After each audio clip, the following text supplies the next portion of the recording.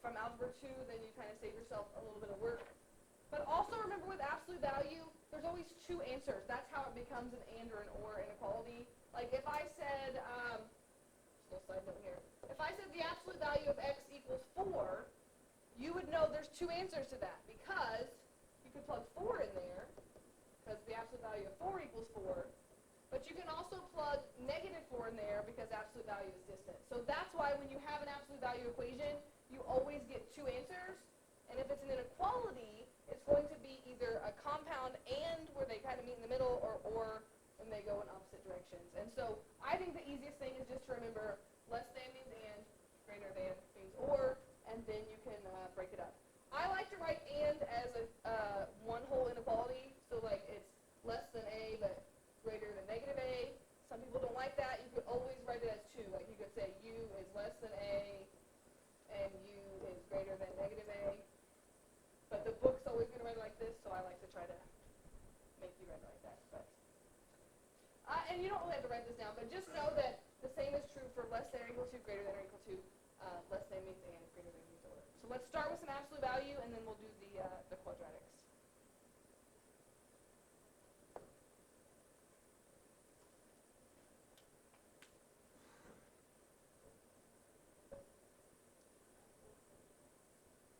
All right, ready to go back? Just tell me if you don't have something down.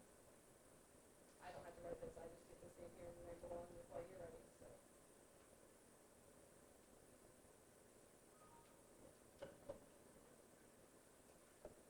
Less than and greater than or.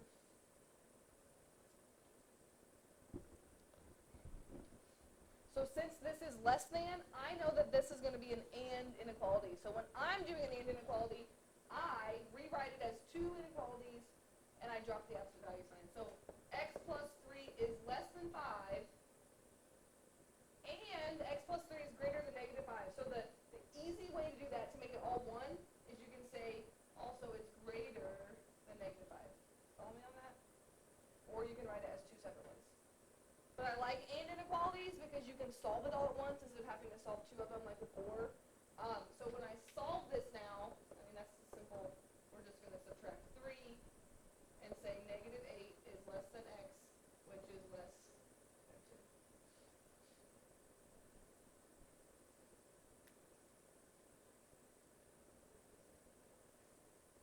2. The big thing is I want you writing your solutions in interval notation. So instead of leaving your answer like this, think back to the parentheses and the brackets, what we did on that first day, is we could say that's everything starting at negative 8, going to 2, not including it, so that would be, the solution would be from negative 8 to 2. And we could graph that on a number line, but I don't think that's really necessary, but that would be everything in between. And means the intersection, or means going in opposite directions. Okay?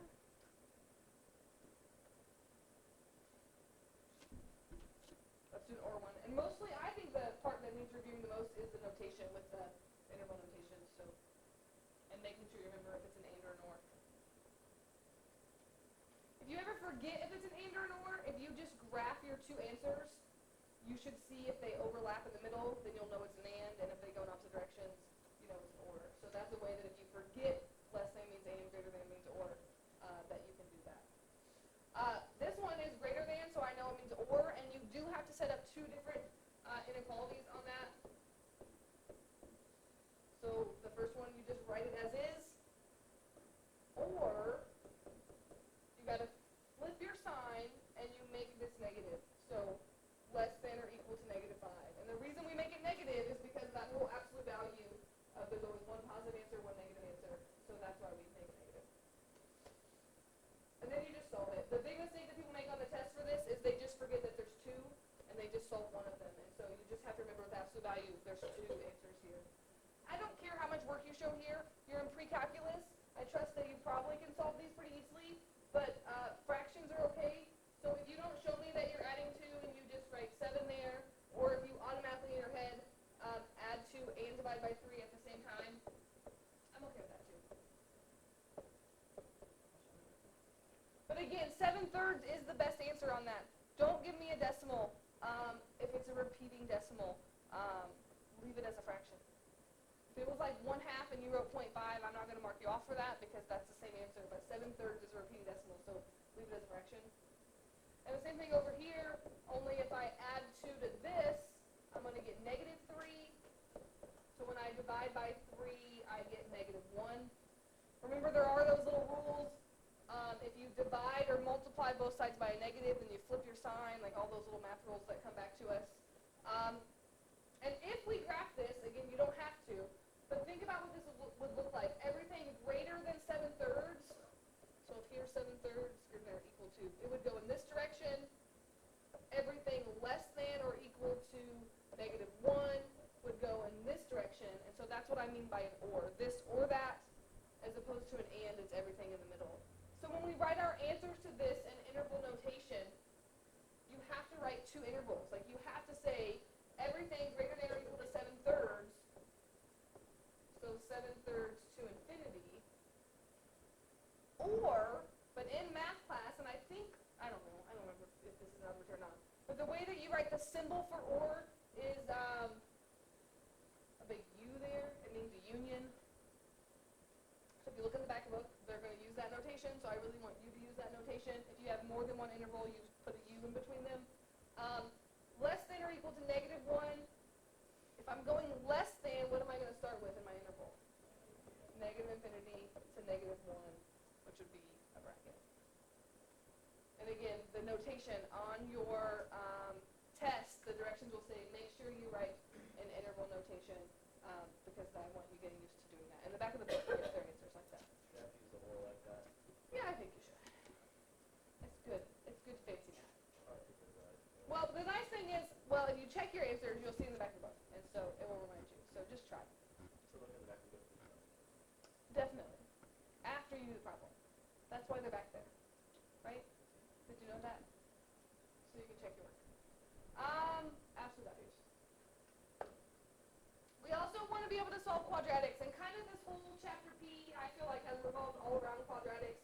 We did complete the square, we talked about complex functions, or complex numbers, and then we did quadratic formula, we talked about factoring, and so now they're throwing in quadratic inequalities. The big thing when you're doing this is, I say kind of ignore the sign there, like just solve it like you would a quadratic, because most quadratics you're going to get 2 answers, and then we'll talk about how to figure out whether it's an and or an or.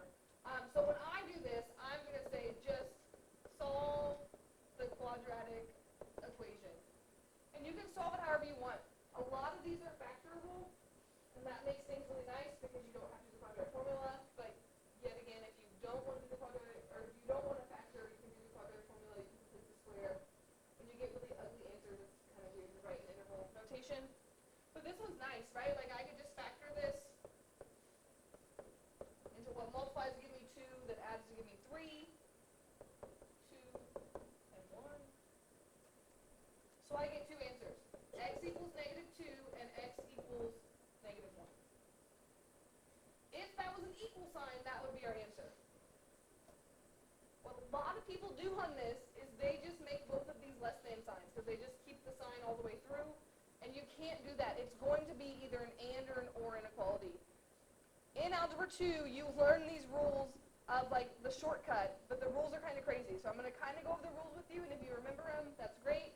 But there's all these exceptions, and so if less than and greater than or, that's still true, but here's the rules of it. The x stuff has to be on this side, and it has to be 0 over here, otherwise it's not true, less than and greater than or. So you can say like ax squared plus bx plus c is less than 0, less than and ax squared plus bx plus c greater than is or, right? So you're like, okay, that's easy. If for some reason the x stuff's over here, I'd say move it over. But here's the extra little rule that I don't like about, I feel shortcuts are great, but when the rules become a lot to memorize, then shortcuts aren't that great because people forget them. Unless a is less than 0. If this is negative, then it switches. So if a is negative, then less than actually becomes or, and greater than actually becomes and.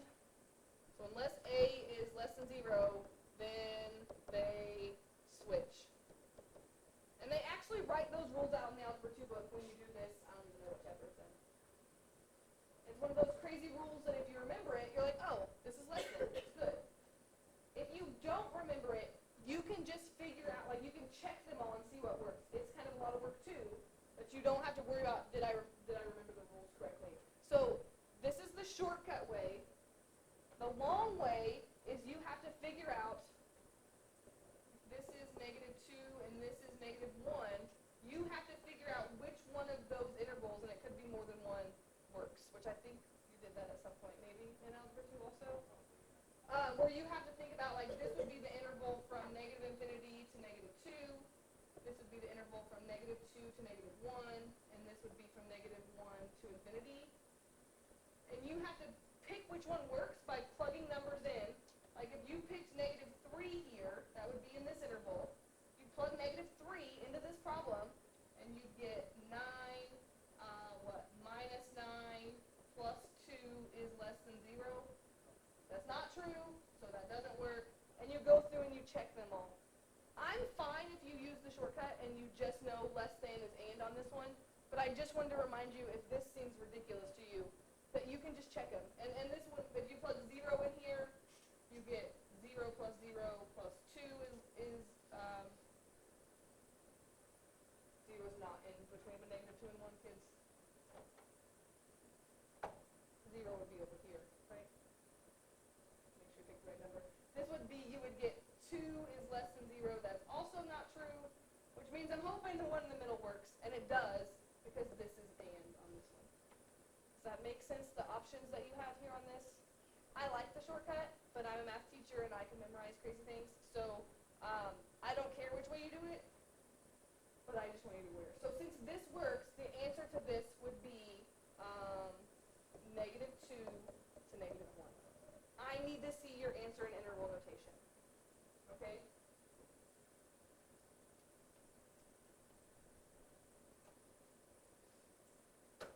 That's clear as mud, right? Let's look at that.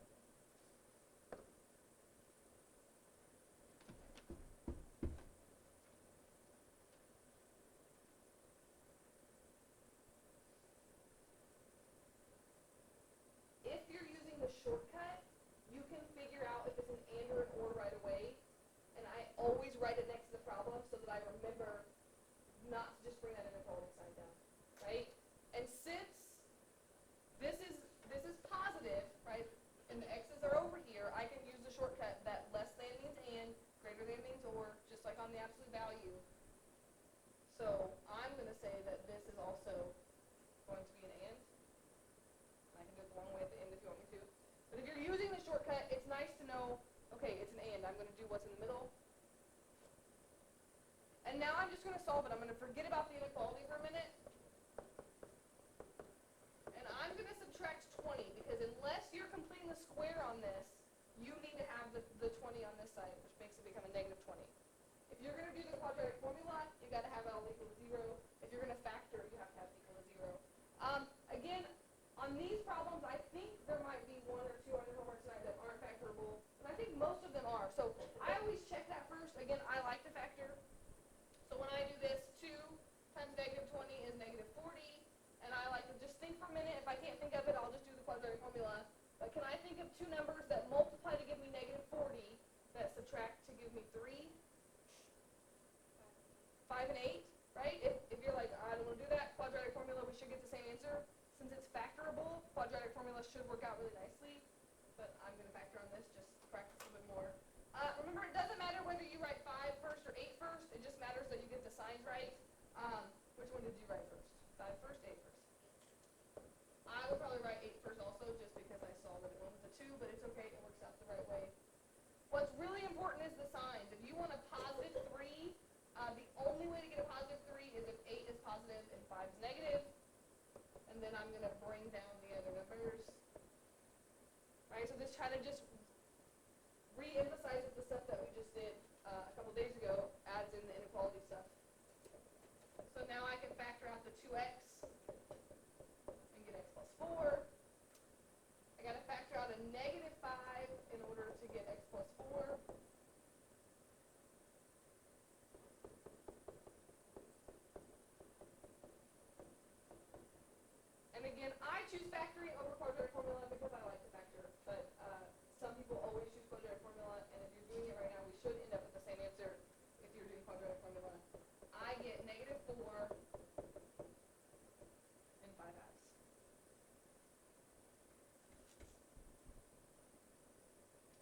question on how I got that answer? Anybody doing quadratic formula and not get that and want me to check it or work it out? You got that? We're good?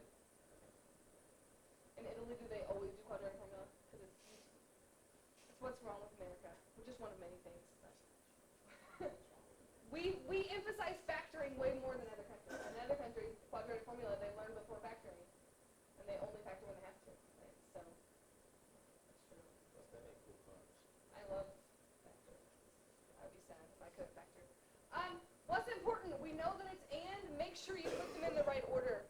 What we actually found here, remember, when you solve a quadratic, is where it crosses the x-axis. So these are like the zeros. I have the smallest one first, and then this one. So I know that that's going to be like -4, and this would be 5 halves. If it's and, then I know it's going to be like what's in the middle, right? So just make sure that you write it that way. How do I know whether I'm using a bracket or a parenthesis? Yeah, all the way back up to where we started. So since that one is included, it's just going to be bracket -4 to 5 halves bracket because it's an and.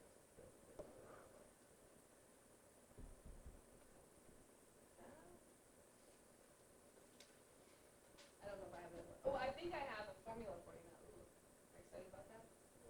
This looks really long, so just wait before you start writing everything down, okay?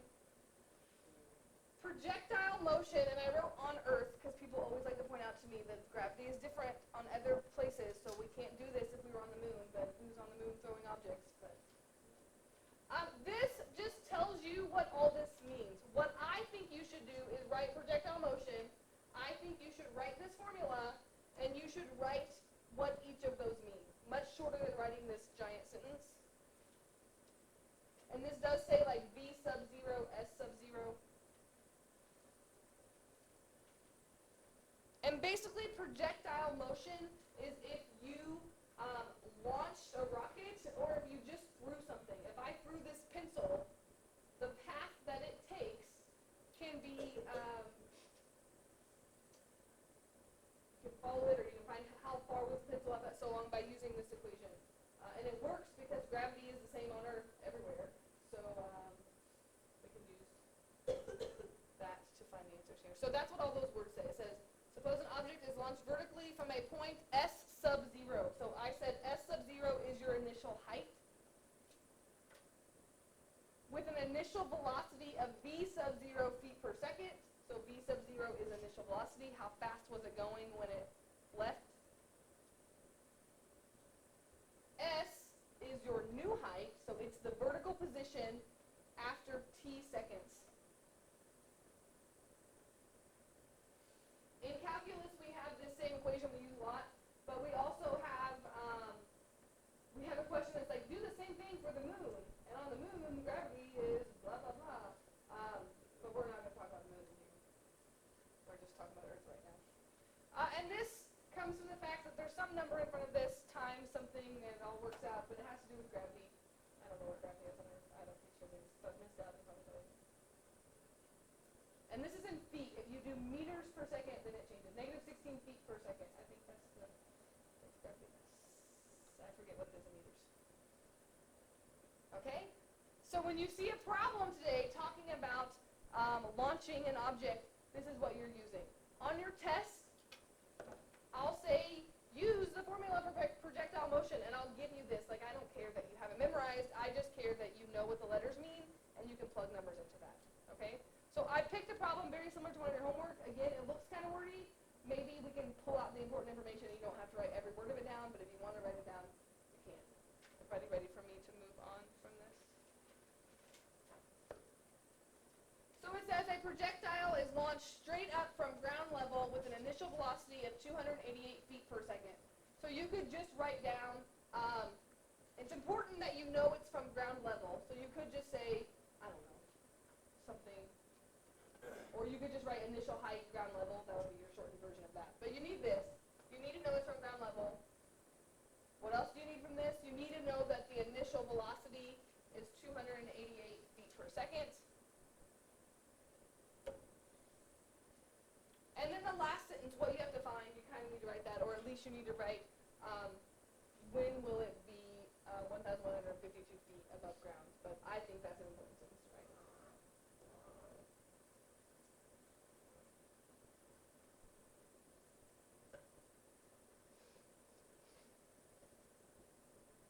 Why do we talk about projectile motion in this section? Because notice that equation had a t squared in it. It's a quadratic. If you launch anything up, a firework or a rocket, I don't know how many of us launch rockets. I've never launched a rocket. If I just throw this pin, no matter how high or how far I throw it, it's going to make that parabola shape, right? Like I can make a really nice one if I throw it like this. Even if I try to throw it straight up, at some point it's going to come back down and make a very skinny parabola, but it's going to make that quadratic shape. And so that's why we talk about projectile motion when we talk about quadratics, because it's a parabola when you do that. So let me write our little formula again here. S equals negative 16 t squared plus v sub 0 t plus s sub 0. Yeah.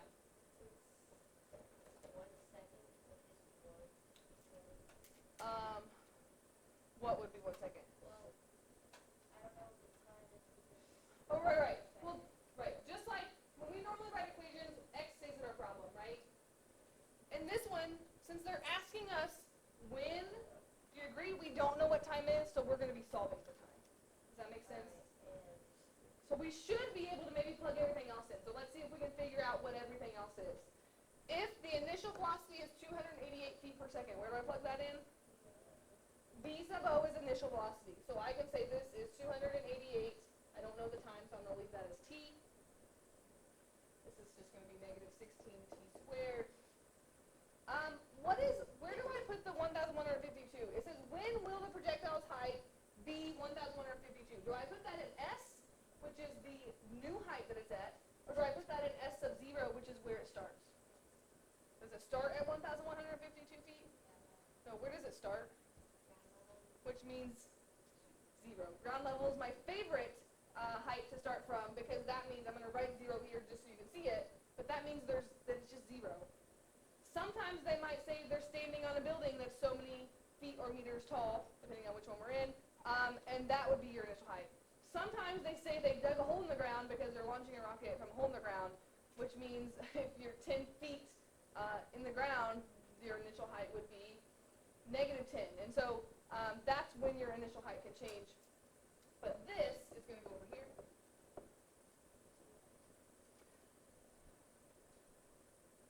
And I wrote equal sign here, but we'll talk about in a minute if it's actually an equal sign or an inequality sign. If I'm going to solve this, I like my quadratics to be positive. That's just me. It's okay if you move this over and just subtract it. But when I do this, I'm going to move these over here, and I'm going to make that positive 16t squared minus 288t. Especially if I'm going to factor, I like that to be positive. But even with completely squared quadratic formula. And then that would still be a positive one because I moved it over.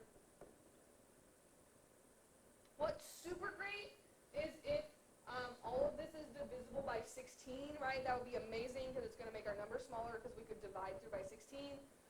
Sometimes it's not going to be divisible by 16, but you could probably at least divide by 2. I like to make my numbers as small as possible, no matter if I'm factoring completely the square or the quadratic formula, because I feel like the smaller numbers you're dealing with, the less mistakes that you make. But does this work? Are all of these divisible by 16? Perfect.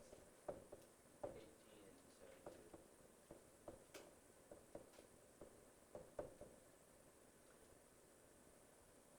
72. Since this works out so nice, probably we could factor this. But if it doesn't work out nice, think about most things in life don't work out to be nice numbers, right? You're going to get a weird decimal of like it's going to be 7.62 seconds. So it's okay if it doesn't work out nice and you need to do the quadratic formula or complete the square. Does this one work? What multiplies to give me 72? That adds to give me negative 18. 12 times 6. This would be a great one to complete the square on also, or quadratic formula. Minus and minus. So I get, this is my time, so that's 6 seconds and 12 seconds.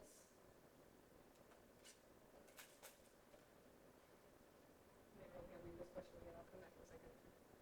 When will the projectile's height be above ground be 1,152 feet? Why do I have two answers? Because of probably finishing right. Right, like it's going to go up and hit 1,152, and then it's going to keep going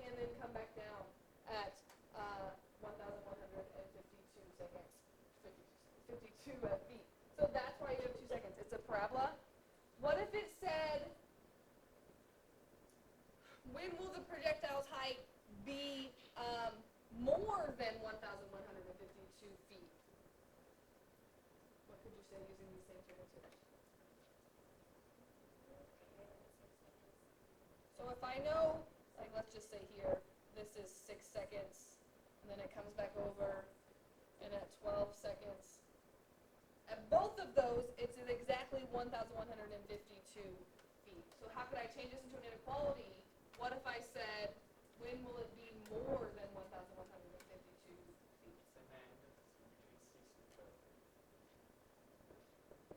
Between 6 and 12 seconds would be 1,152 feet. So I think there's one on your homework that asks you to find exactly when it's a certain height, and then it asks you when is it more, when is it less, because they want you to think about the and the or. Like if they ask this, you don't have to write it mathy. You could just say in between 6 and 12. That's my own word, mathy. Since it's a story problem, sometimes it makes sense to try to just use real words and say in between 6 and 12 seconds. And if it asks when would it be less than 1,152, we wouldn't say negative infinity to 6, right? We're talking about time here.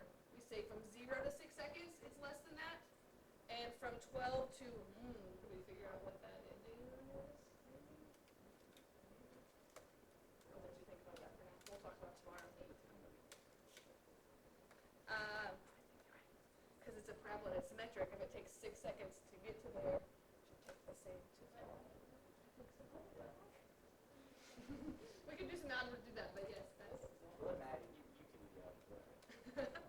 Okay, so I do want to say this is your homework. This is P7 homework. But 18 and 21, the directions say to do graphically, which we're going to do with our graphing calculators on Monday. I know, well, it's Friday, so Monday. Unless you want to come in for a Saturday session. I'll be here then. So if you are kind of like, you don't like stuff to be out of order, just leave a little bit of space for 18 and 21, and we'll do them in class on Monday. If you are okay with just going out of order, you just do them all, and then we'll do 18 and 21 at the end. I do also want to mention about this book, a lot of times it'll say something about your grapher or support graphically. They kind of expect that you all have graphing calculators, and so sometimes I forget to tell you, hey, that doesn't mean you have to graph everyone. I don't think it's on this homework, but I'm just trying to say now, so in the future when you say you graphed all of them, and I can say I told you didn't have to. Just laying it out there now. But sometimes it says, let's try to find it here.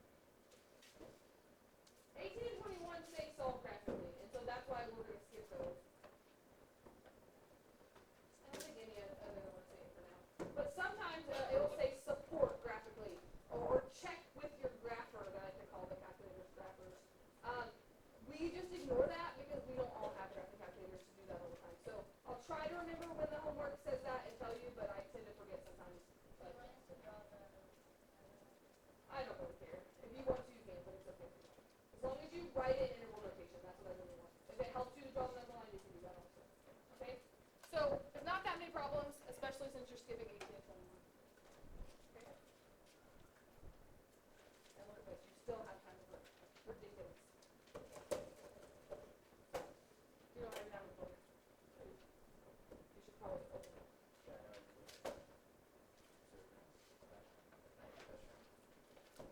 You have your agenda.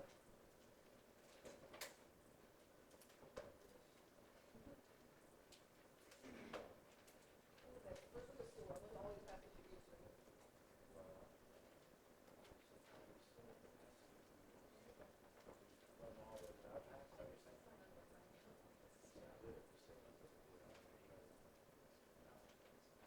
Oh, I'm still recording for you this whole time.